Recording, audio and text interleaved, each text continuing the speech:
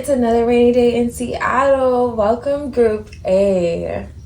Alrighty, so let's jump right in. We're doing people or your person, however that shoe fits for you. So first impressions prior to you even talking, because I feel like for this group in particular, you definitely had a conversation with this person. So if you resonate more with what was the first impression that my person had with me, we're going to get into that because the lovers came out first. So very well, you could be inquiring about a lover or someone that you see as a love interest. Now, as far as their first impressions of you, they could have felt as if you were an air sign, or you just gave them these very deep, introspective vibes, highly intellectual. But let's rewind real quick, okay? Let's rewind real quick. Because you have the star card along with vision here for your oracle. And I'm just noticing they both have wings. Definitely you're giving angelic vibes. So I know this person didn't think you just fell out of heaven. Maybe they used that pickup line like, did it hurt? Did it hurt? Did it hurt when you hit the earth? Somewhere along those lines. But if they said you just fell out of heaven, they meant it. You were definitely giving them angelic vibes. Like they heard when you walked in. Okay? Or when they saw you. No exaggeration. Okay? I'm like, okay. Something about you is giving radiant, out of their league. Most definitely. You have the 9 of Pentacles here. So you're showing up as someone who is single, in your bag. And I'm not here to gas nobody up. I'm just the messenger. Okay? And this person was taken aback by you. So I don't know if you noticed him staring at you and that's how this communication happened, but most definitely they were taking note of you, note of your appearance. Something about you just felt rather balanced as well too. So you could have had a designer bag on with some Nike shoes. Like you could have had like jewelry on, but you were dressed kind of low-key. Minimalist is giving those vibes. Like you had a balance that was rather unique that this person observed. So if it wasn't like Nike sneakers, like you could have just had some baggy pants on, but you dressed it up like really girly or really cutesy. Something you managed to put on that this person observed as unique.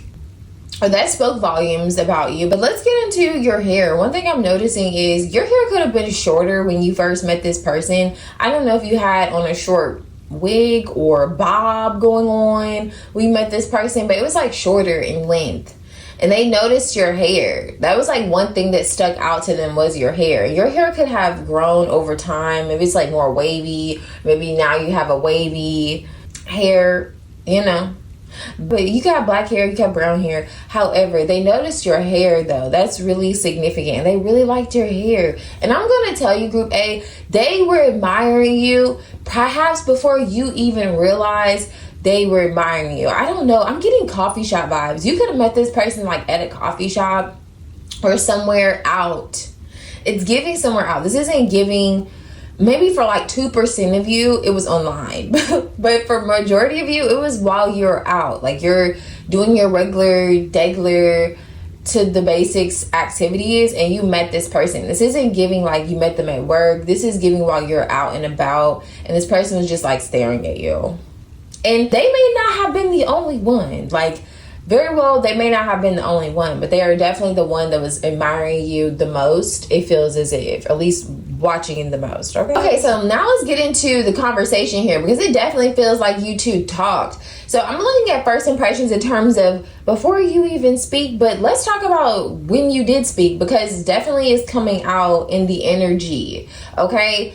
I don't know if there was a language difference. There could be a language difference between you and this person, or you two just had two unique, like let's say this person's an engineer, you're an engineer, but they're working in fashion. So it was something along those lines where it was rather different environment, different community, however. And they were very intrigued by you. You told them some information they had no idea about. Definitely they noticed that you are brains and beauty, or at least like you have a lot of acquired knowledge, most definitely. And they were very attracted to that. not only attracted to your looks, but attracted to your knowledge as well too. Attracted to what you shared with them. You left them wondering more. Like, okay, I want to know more. Tell me more. What else do you know? How do you know this? And I'm really gathering from this group as well too. If you are into fashion, it feels like you're into science as well. Or you could have a very technical energy to you. Are you an AI? I don't know. Is ChatGPT drawn to this group? I don't know if it was you or this person, but when you first met, either they did something that usually you wouldn't like a person doing. So let's say they tried to get your attention. They reached out and said, oh, hey, ma'am. You're like, ooh, you call me ma'am and you touch me? Oh, no. So there could have been something that they did upon first meeting you or that you did that typically they're like, no, this is usually a deal breaker for me. But for this instance, I guess they got a pass, honey. They got a pass. You got a pass or they got a pass. But it was something like that transpired where either you or them, perhaps both of you, I don't know, ask them, okay, if y'all talking. If they haven't already told you, that is. There was a moment like that. It could have been something that came out in the conversation. However the shoe fits, it was something that was rather different that they end up accepting or vice versa. Definitely giving vibes of I met you at the right time. Maybe you met them in a garden. I don't know. It doesn't matter where you met this person. Okay, you could have met them like in the outside too. I'm getting outside vibes. They notice that you're very observant. So you could have been observant of changes on the menu. Or you could have been observant, oh, your shoes are untied. There's something that you could have pointed out to them. Like you pinpoint certain things that maybe the average person wouldn't notice. And that's something that they take note of as well too. And also for a group of you, I'm getting that you could have met this person while you were healing from another lover. So you could have been healing from another individual around the time that you met this person. And they could have been picking up on that. They could have sniffed that out a little bit. You know, they were giving those vibes like, I don't know, are you single? Are you not single? Where art thou, man? Where art thou, man? That's what this person was saying. Where art thou, man? Which is a great segue. Let's get into the strangers. Let's get into people who you don't know. What are their first impressions of you? With the lovers starting out is you have a man, you have a woman, okay? So you have a person. So they get the vibes that you're well taken care of. Whether you're taking care of yourself or someone's taking care of you, it's giving those vibes, but they don't really know for sure. So these are people who have yet to speak to you. They're giving the impression that you're well put together. That was their first impression, right off rip. Like, oh, dang, you look good. You gotta have somebody. Before people even speak to you, they assume you have a person. They assume. And I'm also getting, for a group of you, why they assume is because you're doing actual visualizations. You could be journaling. You could be in the process of manifesting and bringing in this person. So you're attracting it. So people are assuming like, dang, he must already be here. She must already be here. So yeah, definitely that's the first impression. Highly attracted to you. And you're not really paying attention to these people. Like you may avoid eye contact, or maybe you're not avoiding eye contact, but it doesn't look like you're going out of your way to make conversation with people either. Like you're not like, oh yeah, look at the french fries, aren't they looking hot in the back? Like you're not trying to just strike up conversations. Like it's not that. Like, oh, it's a beautiful day outside. Like you look like you're probably doing something else. Like instead of being on your phone. Now some of you guys, I feel like that's maybe like 20% though. You could be on your phone. A lot of you guys are looking at the new snack bar. Like you guys are looking at things around you in your actual environment. Okay, I'm just using the cafe as an example. Definitely you could just be observing things in your environment. Let's say you're at a tire shop. You're looking at the tires. You're not looking at your phone per se, you know? You're looking at what's over here, what's over there. So it feels like these people get the impression that you're a very curious person. You're very curious minded. Like you're very unique. You're different. Like, oh dang, the average person will be on their phone right now. But look at group A, checking these catalogs. Or one thing I'm getting as well, like in a lot of shops, they usually have these billboards up. And maybe you're over there, because I find myself doing this, and you're looking at the billboards. You're like, okay, because local businesses will post their cards on the billboards. They'll have different events coming up. So you may find yourself just looking over the billboard. Okay, what do they have? Or looking up at the bulletin board. I'm saying billboard. Oh my goodness. Okay, so looking over the bulletin board, and you're looking like, okay, they got this going on this week. Okay, this is going on next week. And so on and so forth. And so that's different for these people. They're like, okay, I usually see people just on their phone or whatever. So this makes them curious about you. And going back to that, you two can speak different languages. This could be people who are not of the same nationality as you, and they want to have a conversation with you. And so maybe with a lot of these people that observe you, they're from different cultures. Whether they strike up a conversation with you or not, it's as if they want to, or they want to continue the conversation even after you leave. Hello, it's another rainy day in Seattle. Welcome, Group B. So for your tarot cards, we have the 8 of Wands, the 6 of Cups, and you got the Page of Cups twice, along with the 6 of Wands, and quite a few oracles, okay? Needless to say, shuffled out half of the decks on these. So let's jump right in. I will say for a portion of you, when people see you, they see a child. So for a select few of you, when people see you, they usually see you with a child. So their first impression of you is that you're a mom, or you have a sibling, like a little sibling around you. But most definitely, they get the impression that you have a child or you are with said child. There may even be multiple children. So I don't know if you work around children or you have multiple children, or people just see you in settings around kids. However, I'm getting that for one or two reasons. Like, so if you don't have a child, I'm getting that people may feel as if you have a child, or you may work around children because you may be really soft-spoken. I feel like that's what people notice upon meeting you initially, is your voice, your tone. You have a really soft voice, really soft tone, and they're like, oh gosh, maybe Group B works around kids, or they just feel as if you have this innocence about you. So your energy definitely just gives this innocent, childlike demeanor, and they just feel like you have this softness to you. And I'm also getting people's first impressions of you. You could remind them of someone from their past. So for a select few people, you may remind them of themselves, or you can remind them of someone that they grew up with, maybe a relative or just a childhood friend. They feel as if, oh, you remind me of so-and-so that I grew up with. You may have people actually come up to you and think that you are another person. Quite often, you may get that because that's typically people's first impressions of you. They just get this idea that they just knew you before, or they literally feel like you are a familiar face to them. They're like, oh, did we work together? You may have those kind of interactions a lot, as well as older people. So if you're a woman, you may have older women that really look at you, and their first impression of you, you remind them of themselves around your age. So you remind them of themselves from a certain era as well too. And I'm getting that because you could thrift. I'm getting this group, you guys could love thrift shopping, or you have unique pieces that are maybe from the 70s or the 60s or the 90s or things like that. Like you bring back retro looks, or you are really big on thrifting. And this is what brings these flashbacks to these older women or older men. If you're a masculine, they're like, oh wow, I remember when I used to wear that back in my day, and so on and so forth. You just send them down memory lane when they first meet you.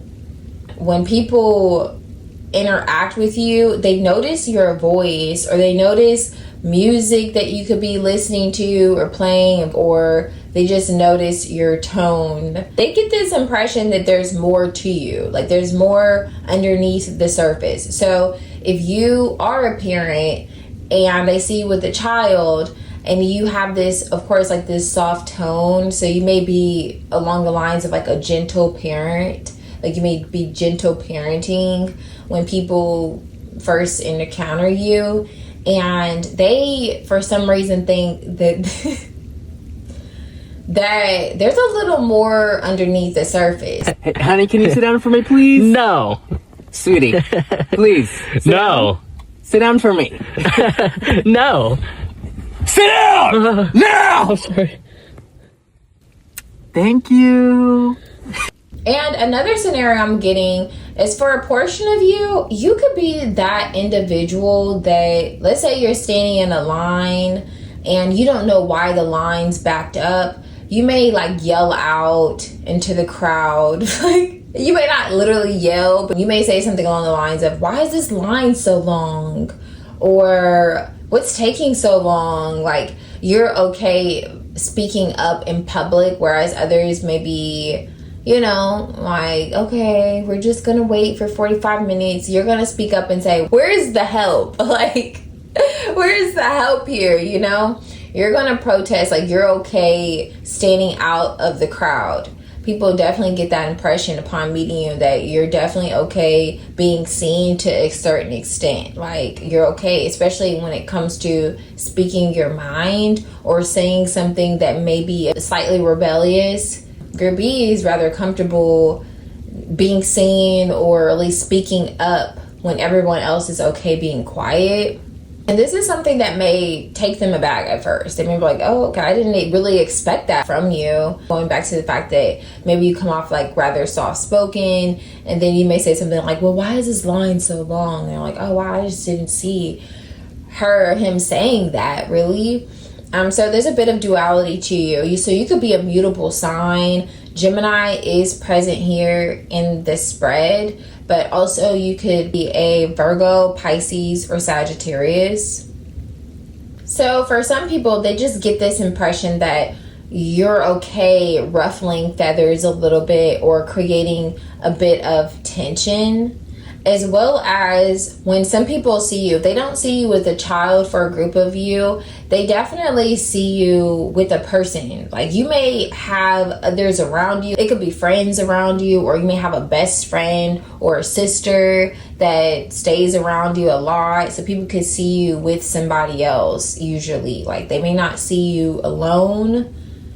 Or if they are seeing you alone, they just feel like you have a social group. Like, you may have a lot of friends, or maybe you're on your phone, you're texting a lot of people, and like you're texting a lot, and they just get this impression that, oh wow, this person's communicating quite a lot. Maybe they have a lot of friends. Maybe they just conclude that if you're not physically with someone. As well as for a select few of you, they may get the impression that you are of the sexual liberal community. So maybe you are a person that will identify as, you know, liking the same sex, or you're open to the same sex. Maybe they see you literally with the same sex as well too. And for some of you, you could have a partner that's the same sex, and you could have a child with you. So a lot of times when people see you, they may see you with your child and your partner. So a lot of people may just be convinced that you have this fighting spirit to you, but outwardly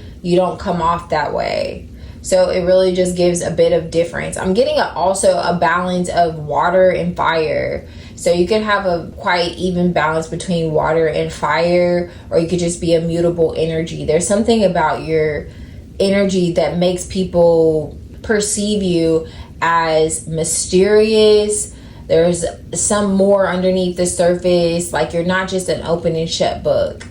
This doesn't give me of a lover's perception. So if you're asking about a specific person, I would just apply that to a specific person. But I feel like people overall in general pay attention to your tone of voice, or what you speak, what you say when you're around them. They really may be surprised by how you speak when you're around them, or they just feel as if you have this posture that makes them believe there's more to you. Like, you have this like eclectic energy. So perhaps if you're inquiring for a specific person, they just get that impression from you that you just have this softness to you. And maybe this is just a crush. Maybe you don't really know each other, and they just get this vibes from you. You may be super sweet, but I just feel like there's that side of you that's a mystery, and I don't know. Like, it's giving those vibes. Like, you just never know. And then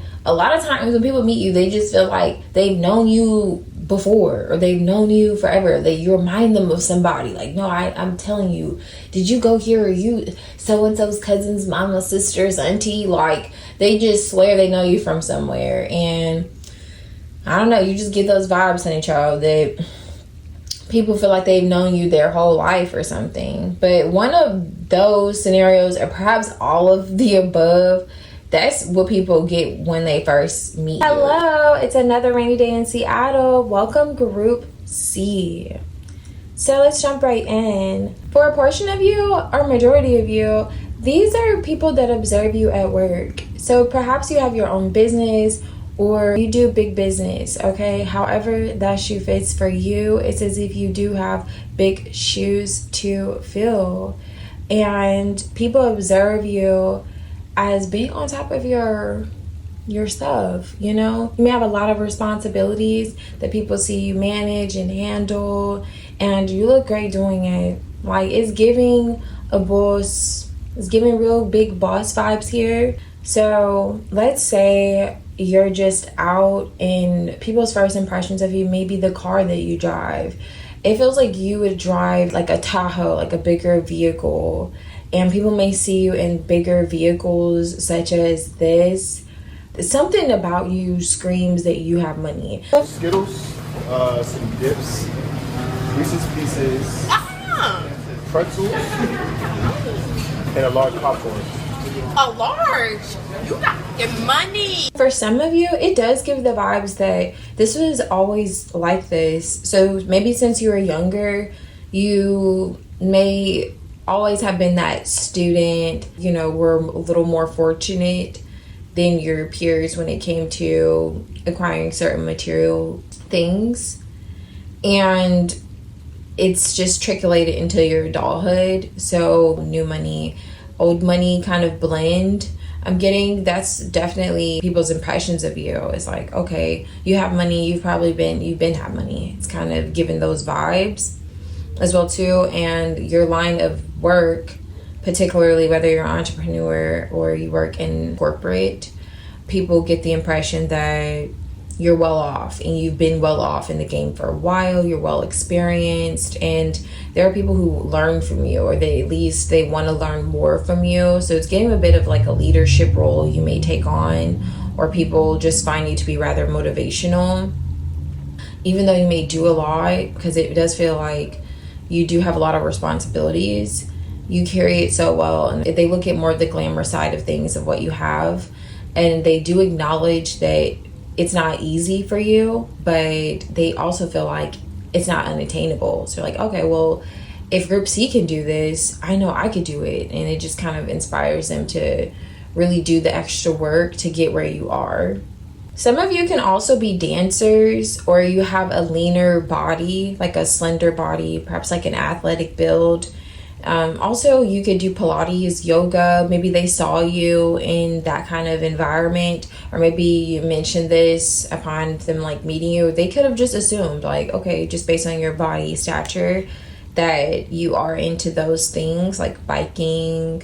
I'm getting really outdoorsy vibes from this group, or you're okay going hiking, things of that sort.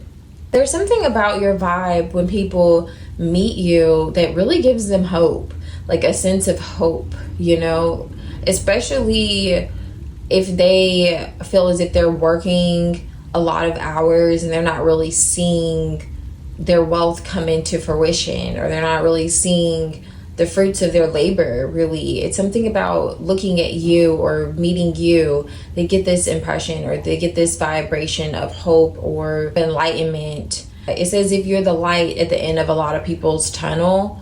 And adversely, because of this reason, you may have issues with people who may grow obsessed with you or may stalk you. And maybe you're coming, for some of you, it's not funny, but maybe some of you are coming because you're like, why is this person so obsessed, or why does this person not really know how to let me go or move on, or what is this, you know, something along those lines for some of you. And it's because when they first met you, they had this intensity and this feeling in which they're like, you know, I wasn't seeing anything like this in the world, and now I meet you and you're finally that glimpse of, like I mentioned, like hope. You're finally that glimpse of, okay, maybe I can have this long-term future if this is a person. Maybe I can have this family and we can build a legacy. We can really do this. We can have this business. We can own this and that, whatever. For others who maybe are more platonic, they're like, oh my gosh, you know, You look so great. You're driving this. You live in this house. You can shop here. You can do that. And it's as if you're on their vision board. It's like you became like a vision board for them. But to some extent, maybe you're like, okay, you need to protect your energy and protect your space too. And when some people see you, they may see you with someone else. You could be married. Who could see you with your husband, your wife, your kids, you know. That's very real too. And also, I'm getting, if you are at work and let's say you work in, again, like corporate America or like a business like setting, however, and your partner may come bring you lunch or come bring you flowers or something like that, and people may view that. So upon meeting you, they may see you have flowers on your desk. They may see you with a ring on, or they may see you with pictures up of your family, you know, around you. And something about you gives them the impression that you have a family and obviously you have money and the whole nine. They can feel as if you're a natural beauty too. Something about your aura just gives them the vibes that you don't have to try too hard. Like, you don't try too hard. You put little to no makeup on. And you also come off like rather humble. Like, people always get this impression that you're rather humble, even though you could come for money or you have a lot of money. Like, you're not flashy. You don't put that in people's faces, which is also why people have that admiration or like, oh wow, you know what, I'm going to keep on going, because even though you work a lot too, it shows that I could still acquire so much and still have a sense of myself. It feels like you have, at least in these people's eyes, that balance of work life and home life. It looks great on both ends. They're perceiving, let's say you're single, they just have this impression that when you are no longer single, that's what you're going to be obtaining. Like, you're going to have this picture perfect kind of life they're believing. But yes, these people get the impression that you're very blessed, highly favored.